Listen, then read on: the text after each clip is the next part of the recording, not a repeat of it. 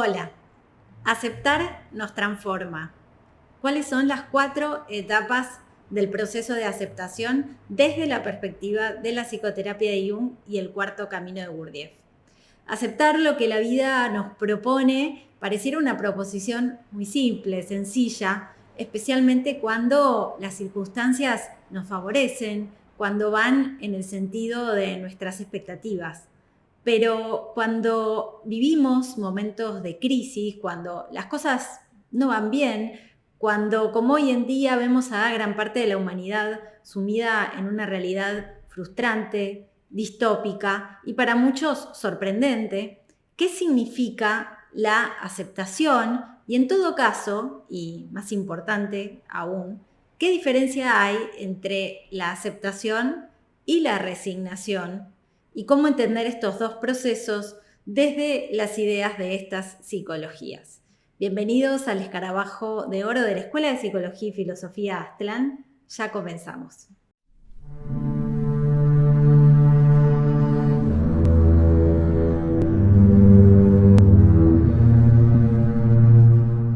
La aceptación, como decíamos recién, pareciera una solución liberadora, especialmente cuando nos enfrentamos a una realidad que no podemos cambiar, pero para practicarla necesitamos algunas condiciones y también reconocer cuáles son los impedimentos, los obstáculos para poder llevarla adelante y qué tipo de cosmovisión deberíamos tener para evitar caer en otro proceso conflictivo que es la resignación.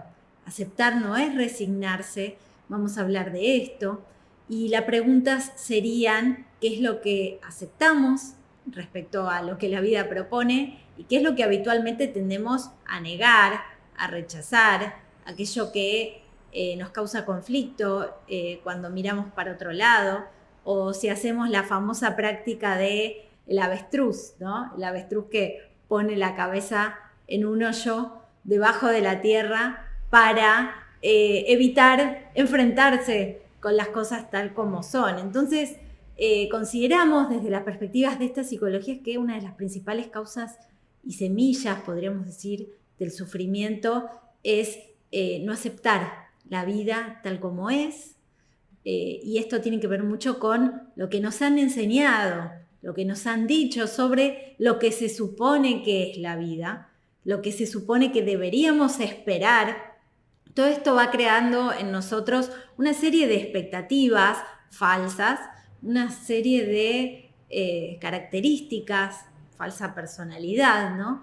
Que hace que formemos y forjemos imágenes de los demás, de la vida, de nosotros mismos, que se alejan de lo que es, de la realidad. Eso genera mucha tensión, una lucha permanente contra la realidad, contra nosotros mismos, que nos aleja de nuestra verdadera esencia. Vamos a hablar de 4 etapas de la aceptación para poder dejarles a ustedes una guía que ojalá pueda aclarar un poco más de qué hablamos cuando hablamos de aceptación y de qué no hablamos cuando hablamos de aceptación desde la perspectiva de estas psicologías. Fácilmente la aceptación se puede confundir con resignación. Por tanto, es importante ordenarnos, sobre todo en una época de gran confusión, como es hoy en día, donde ya no sabemos dónde es arriba, dónde está abajo, qué es el día, qué es la noche, donde muchas veces llegamos a dudar de todo, hasta de nosotros mismos. Es muy aclaratorio, consideramos nosotros, poder reubicarnos como seres humanos que estamos haciendo aquí en la escuela de la vida y también entender cómo funciona nuestra mente. Para eso necesitamos de una ciencia, la ciencia de la mente. En el esquema del psiquismo de Jung, que describe de una manera muy exacta y precisa cómo funciona nuestra mente, podemos ver, como vemos en el gráfico aquí, que el ego, que es esta conciencia de vigilia, es una pequeña parte de la totalidad de la psique. La psicología de Jung pone mucho énfasis en esto, explica de manera muy detallada qué consecuencias tiene que este ego, esta conciencia de vigilia, no considere que hay mucho más en sí mismo. Se explica que el ego es como una destilería. ¿Vieron las destilerías que procesan los hidrocarburos? Bueno, separan los distintos elementos, ¿no? Para al final obtener un producto determinado. La nafta, el querosén y demás. Bueno, se explica que el ego es como una destilería que separa distintos elementos. Lo que acepta habitualmente, lo que reconoce, tiene que ver con sus intereses, es decir, con su tipo psicológico, a qué le presta atención, pero también y en gran medida hoy con el condicionamiento familiar y especialmente social que ha recibido. En una época de gran masificación, lo que aceptamos a nivel colectivo tiene mucho que ver con estos dictados de esta, podríamos decir, pensamiento único que se difunde de manera bastante lineal, ¿no? Entonces, todo aquello que no se condice con esa descripción, generalmente no se reconoce, se rechaza, va a parar al inconsciente. No es que desaparece, sino que queda grabado en el inconsciente personal y se va acumulando. Y al ir acumulándose, lógicamente, esto genera una serie de conflictos que se van perpetrando y que en algún momento, antes o después, van a manifestarse. Por eso hay una frase muy famosa de Jung que dice que lo que aceptamos nos transforma y lo que negamos nos somete. Lo que niegas te somete, lo que aceptas te transforma. Bueno, ¿cuáles son las 4 etapas teniendo en cuenta este esquema tan importante? Lo primero es lo que depende de mí. Es decir, cuando hablamos de aceptar o rechazar, que es el opuesto complementario, tendemos a pensar en términos externos y ahí es más claro, porque, por ejemplo, me ofrecen una comida que no me gusta o que sé que me hace mal, me cae mal, entonces, no gracias, la rechazo. O me invitan a un lugar, por ejemplo, a una reunión, a una fiesta que no deseo ir y lo rechazo. Pero cuando hablamos de nuestra mente, y no nos es tan claro ya, aceptar o rechazar qué, es decir, cuáles son los contenidos. Ya no hablamos de una comida, de una invitación a un lugar, sino que hablamos de procesos psicológicos. Tenemos que tener en cuenta que nuestra psique, así como nuestro cuerpo, tiene órganos, tiene partes. Y en estas partes, estos órganos de la mente que podemos identificar en una estructura muy precisa de la ciencia de la mente que nos explica cuáles son sus componentes y sus partes, como vemos aquí en el gráfico, podemos identificar a grandes rasgos 3 niveles fundamentales: el pensar, el sentir y la parte instintiva y motriz. Para poder saber qué aceptar y qué rechazar correctamente a nivel de nuestras necesidades como seres humanos, tenemos que tener más en claro qué es lo que nuestra mente necesita para funcionar correctamente, para sentirse bien, por supuesto. Entonces, si pensamos a nivel del aspecto instintivo motriz, por ejemplo, uno pensaría, bueno, ¿qué acepto o qué rechazo? Si estoy lúcido, si estoy funcionando con una conciencia de vigilia a favor de mí mismo, voy a rechazar, como decíamos antes, aquello que me hace mal y voy a aceptar aquellos alimentos, aquellas bebidas que me hacen bien, aquellos hábitos de higiene, de movimiento que mejoran mi salud, y los que me perjudican los voy a rechazar, los voy a evitar. Generalmente, como sabemos, no funcionamos de manera permanente así. Muchas veces consumimos cosas que afectan nuestra salud o la destruyen, por el contrario, no nos alimentamos correctamente. Bueno, todo esto consideramos que tiene muchas consecuencias y que sería muy importante, si buscamos lograr un bienestar permanente, no temporario, poder abordar estos temas. El siguiente nivel es el nivel emocional. ¿Qué aceptar y qué rechazar a nivel de las emociones? Aquí ya es más difícil porque estamos muy identificados con nuestros estados emocionales. Por tanto, generalmente no reconocemos, no nos damos cuenta que hay una gran cantidad de emociones que son tóxicas, que son aflictivas y que habitualmente dejamos entrar y albergamos en nuestra mente. Sería bueno aprender a rechazar muchos estados emocionales, por lo menos desconfiar de ciertas emociones negativas y poder dar mayor espacio a los aspectos más positivos, valores, sentimientos que nos permitirían transformar, no reprimir las emociones negativas. Y por último, cuando hablamos a nivel del intelecto, bueno, ¿qué ideas y creencias son favorables y cuáles me perjudican? Porque me dan una descripción falsa de la vida, porque generan un extravío mental, cuáles creencias podemos llegar a tener inculcadas que no hemos comprobado, que se han transformado en dogmas o simplemente opiniones en nosotros. Hoy vivimos en el culto a la opinión, todos tenemos que opinar de todo sin saber bien de qué estamos hablando, y esto genera también una serie de conflictos. Deberíamos evitar, desde la perspectiva de esta psicología, opinar de cosas que no sabemos. Entonces, por ejemplo, cuando viene el periodista y me pregunta qué opina de tal cosa si no lo he investigado, rechazo y digo, no lo he investigado, todavía no lo sé. Déjeme un tiempo que voy a investigar y luego puedo emitir un juicio adecuado. Bien, por tanto, el primer punto es lo que depende de mí, y entonces lo que depende de nosotros es cómo usamos nuestra mente todos los días. Esto es muy claro, y por eso necesitamos conocerla mucho más. El segundo punto es lo que no depende de mí. Lo que no depende de mí, bueno, no dependen de nosotros tantas situaciones que no elegimos o incluso que no deseamos, y sin embargo son circunstancias que no podemos cambiar. Por tanto, la pregunta sería de qué sirve negarlas, enojarse o rechazarlas. Como explica la psicología y la filosofía estoica, Epicteto en su manual, que es el Enquiridión, da una de estas claves y dice: algunas de las cosas que existen en el mundo dependen de nosotros, otras no.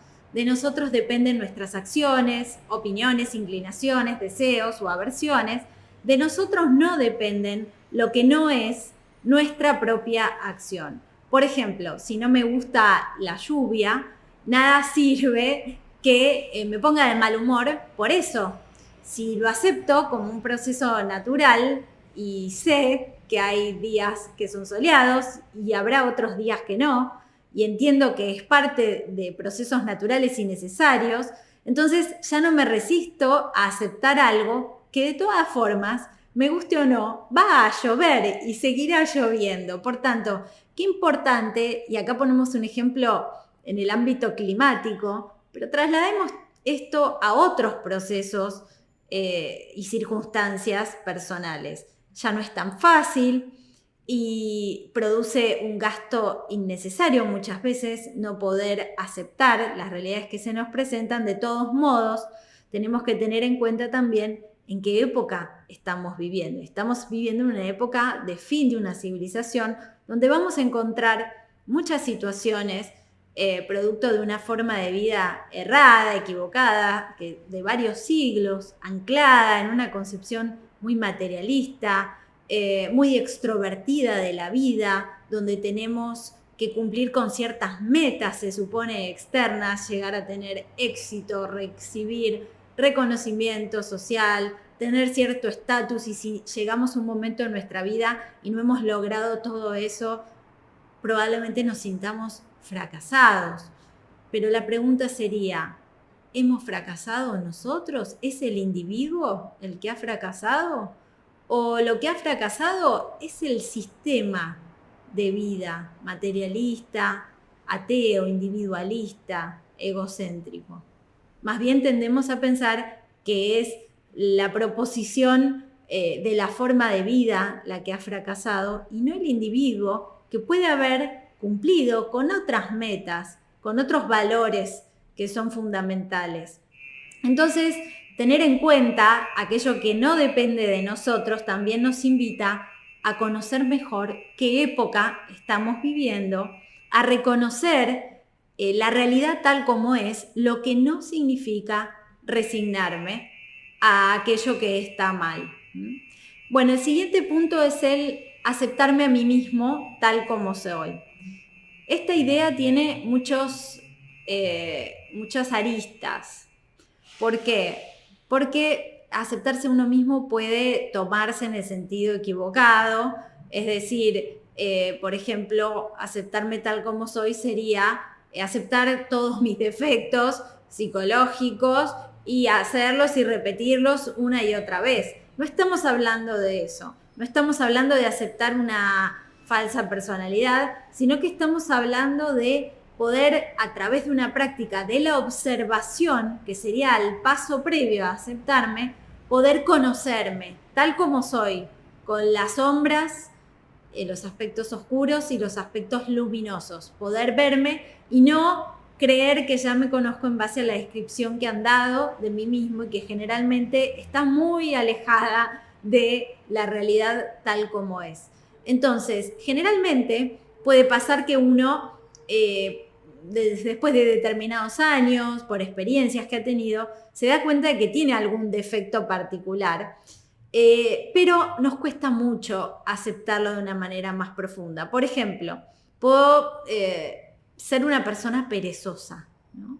Y en lugar de aceptarlo, por ejemplo, siempre cuando me planteo esto, soy una persona perezosa, siempre encuentro una excusa, ¿no? Entonces no me acepto como tal, y si no me acepto como tal, nunca podré cambiarlo, es decir, no lo percibo como un problema. Otro ejemplo, si no acepto que habitualmente hago comentarios maliciosos de los demás, chismes, incluso habiéndolo en algún momento observado en mí o porque me lo dijeron, si lo rechazo, no lo acepto, digo, estoy trabajando sobre eso o hago lo que puedo. Inmediatamente entonces alguien, digamos, que me hace ver ese defecto, yo pongo un tope y digo, sí, estoy trabajando sobre eso, aunque en realidad no estoy haciendo nada, ¿no? Para cambiarlo, porque esto puede pasar durante décadas, ¿no? Por tanto, entonces, reconocernos, observarnos a nosotros mismos mediante una observación imparcial, mediante una práctica de división de la atención, como la que propone el sistema del cuarto camino, es una idea muy importante para poder aceptarnos a nosotros mismos y poder entonces, una vez que aceptamos cómo somos en verdad, ver qué es lo que queremos cambiar y necesitamos cambiar y cuáles son nuestras virtudes también, que hoy en día muchas veces no reconocemos. Y por último, el cuarto punto, aclarando esto que ya anticipamos, de que aceptar no es resignación. Dice una frase del Dalai Lama, dice, aceptar no es resignación, pero nada te hace perder más energía que el resistir y pelear contra una situación que no puedes cambiar. Al contrario que la aceptación, el significado de la resignación es una actitud pesimista, es decir, genera una mentalidad muy cerrada que expresa una pérdida de esperanza o una expectativa negativa respecto al futuro. Esto no tiene nada que ver con la idea de aceptación entendida correctamente. Aquellos eventos que nos dañan y que escapan a nuestro control, que nos desgastan psicológicamente, si los interpretamos a través de la aceptación y no de la resignación, podemos entonces reconocerlo como aquello que necesitamos cambiar en nuestra vida. Incluso si dos personas, por ejemplo, viven un acontecimiento adverso, como por ejemplo una tormenta de granizo daña el techo de su auto, la que experimente este mismo proceso desde la aceptación va a estar preparada mucho antes para enfrentar el problema. En cambio, el que no lo acepte, se enoje, se llene de odio, de frustración o de resignación y no quiere hacer nada para arreglar, reparar aquello que se dañó, entonces está todavía muy atada a aquel suceso, a aquella situación y por tanto va a encontrar más dificultades para afrontarlo. En definitiva, todo tiene que ver muchísimo con la conciencia con la que afrontamos los eventos y los estados internos, por supuesto, también. Aceptar tiene que ver con lograr un nivel de mayor objetividad, ver las cosas tal como son, tal como suceden, tal como se presentan.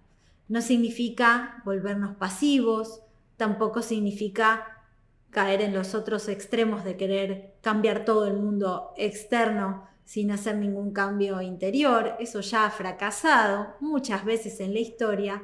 La aceptación requiere de la comprensión.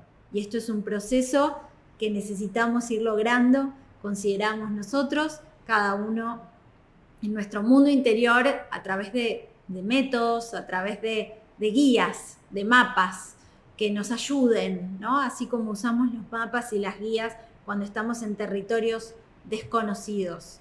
También tiene que ver con empezar a tener otros propósitos y a desconfiar de esos propósitos que nos han inculcado desde que somos pequeños y que muchas veces nos hacen llenarnos de frustración, de resentimiento o incluso nos terminan consumiendo. Hacer una cosa cada vez se dice en el budismo zen, ¿no? Es decir, estar presentes en el aquí y ahora, que no significa no tener idea de las consecuencias de nuestras acciones, sino más bien todo lo contrario. Tiene que ver mucho con la actitud mental que nosotros cultivemos. Por eso hay un relato muy lindo para terminar el video de hoy que expresa 3 diferentes visiones frente a una misma realidad. Cuenta el relato de que 3 albañiles estaban trabajando cuando se les preguntó qué hacían. Los 3 estaban trabajando en lo mismo y el primero de ellos, sin levantar ni siquiera la mirada del trabajo que estaba haciendo, dijo: estoy apilando ladrillos. El segundo, sin embargo, respondió: estoy levantando una pared. Y el tercero, que estaba trabajando en exactamente lo mismo que los otros 2 anteriores, entusiasmado y evidentemente orgulloso, respondió: estoy construyendo una catedral. Bueno, esto es todo por hoy. Esperamos que les haya sido de utilidad, que les sirva para pensar en algunos de estos temas. Les dejamos la invitación al próximo curso de psicoterapia de la psicología de Carl Gustav Jung y el 4º Camino de Gurdjieff que vamos a estar ofreciendo de manera online. En la parte de abajo, en la descripción del video, van a encontrar toda la información y si les gustó pueden darle me gusta, pueden dejarnos sus comentarios y suscribirse a nuestro canal para poder seguir recibiendo todo el contenido que vamos compartiendo. Gracias y hasta la próxima. Chao. Hola, desde la Escuela de Psicología y Filosofía Aztlán, con más de 56 años en la enseñanza de la psicología de Carl Gustav Jung, el 4º Camino de Gurdjieff y otros sistemas, te invitamos a nuestro curso de psicoterapia de Carl Gustav Jung y el 4º Camino de Gurdjieff, Ouspensky y Nicholl. Los aportes de este psicólogo suizo a la psicología moderna son realmente invalorables. En este curso ofreceremos una guía práctica para aplicar los principios junguianos en nuestra vida cotidiana. Complementariamente también vamos a aprender el sistema del 4º Camino. Este sistema propone el desarrollo armónico del ser humano sobre su aspecto físico, sobre su aspecto emocional y mental, a través de técnicas psicológicas muy precisas. Estamos en una civilización en transición, como dijera el gran psicólogo suizo Carl Gustav Jung. En este momento bisagra de la historia, estamos necesitados, muchos de nosotros, de herramientas muy precisas para ir a la raíz del conflicto y a partir de allí, con herramientas prácticas, salir como el ave fénix de las cenizas. Todos tenemos esa oportunidad.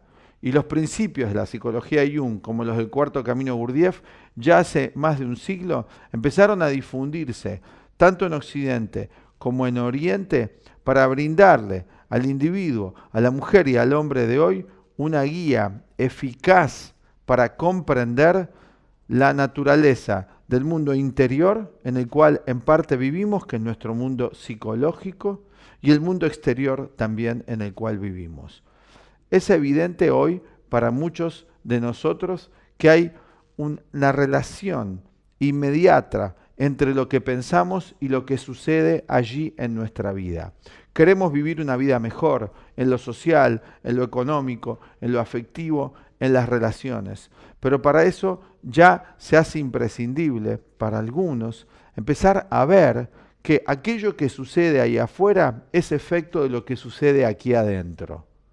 Si vos estás interesado en aprender, así como el cuerpo necesita de ejercicio físico para estar más sano, para nuestra mente también hay ejercicios muy definidos para que ésta pueda estar mejor, como dijimos antes, y en armonía entre el plano emocional, el plano mental, que afecta inmediatamente a lo físico. Bueno, si estás interesado en aprender más sobre estos sistemas realmente profundos, realmente alternativos a lo que se está ofreciendo y desconocidos para la mayoría en profundidad, te invitamos a este curso sobre la psicoterapia de Carl Gustav Jung y el cuarto camino. Vas a encontrar acá en nuestro video los teléfonos de contacto para que puedas averiguar bien más acerca de los temas que vamos a ir abordando y cómo es la dinámica del curso. Pero sí te podemos contar que el curso está estructurado en módulos de 4 clases. Vamos a tener clases semanales y en cada clase vamos a ir aprendiendo los principios teóricos y también cómo ir llevándolos a la práctica. Vas a poder ir avanzando y profundizando en módulos mes a mes si a vos te interesa. Ir comprobando la practicidad extraordinaria que puede tener en tu vida tanto el sistema Jung como el sistema del cuarto camino. Ofrecemos para la gran cantidad de seguidores que tenemos en nuestro canal de YouTube, más los canales de Instagram, más Facebook, ofrecemos la modalidad online, que muchos nos los están requiriendo. Ya tenemos más de 100.000 seguidores en nuestro canal de YouTube y nos están pidiendo la parte práctica de lo que vamos transmitiendo en los videos. Semana a semana en la modalidad online vamos a hacer una transmisión en vivo donde vas a poder hacer las preguntas y manifestar tus inquietudes en relación a los temas dados. Te esperamos. Chao.